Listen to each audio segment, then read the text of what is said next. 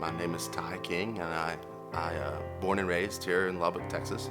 I love hanging out with my friends. I love hanging out with my family. Really, I'm a family-oriented guy. Even though I'm not married and I have no kids, I do have nieces and nephews that I really love to spend time with. So that's kind of me in a nutshell. And I like to coach basketball. So yeah.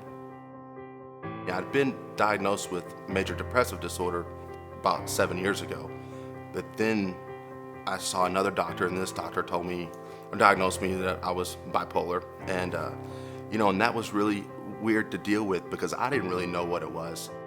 Once the doctor explained it to me, it totally made sense that that was what I was going through, and it made sense to my family as well, because they wanted to know and wanted to help, and it's hard to explain, but it's a medical condition. I had these bouts of just extreme, almost manic episodes where I would be a really good mood, but almost like too good of a mood, and for a really long period of time, and where you do really spontaneous things that aren't necessarily healthy for you, and then you would get long periods of really depressed moods. And so you are here and you're here, and a normal person stays right in the middle where they are happy and sad, and those are normal human emotions.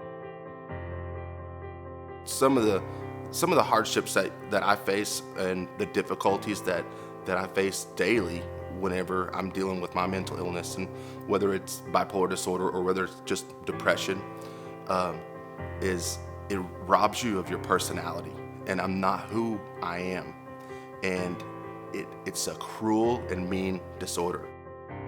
There was a point in time where I knew I was really sick. I went 17 days on my couch, and I didn't move. The only time I got up off my couch was to go to the restroom or to order to get the pizza at the door. That's not who I am, and that's not something I would wish upon anybody, to totally just take away your soul. The first thing you have to say is, I need help. And that's the very first step, whether it be to your family or to your friends or to a coworker or something. That's the very first step to getting better. And at that point in time, I knew I needed help.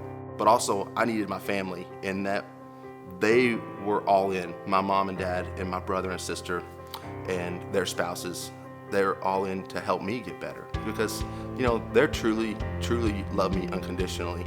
And so it was it was kind of like we were all in together.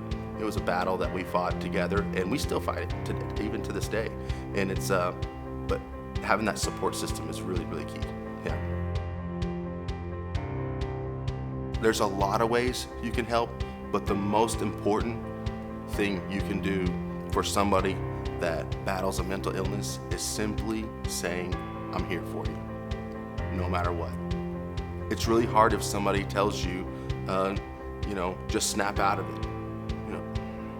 Man, I wish I could. I want to snap out of it. So if you say something like that to somebody that's struggling, it's almost like telling somebody with cancer, like, just eat healthier and you'll be fine. Well, not necessarily. It's a disease, it's an illness, it's a medical condition.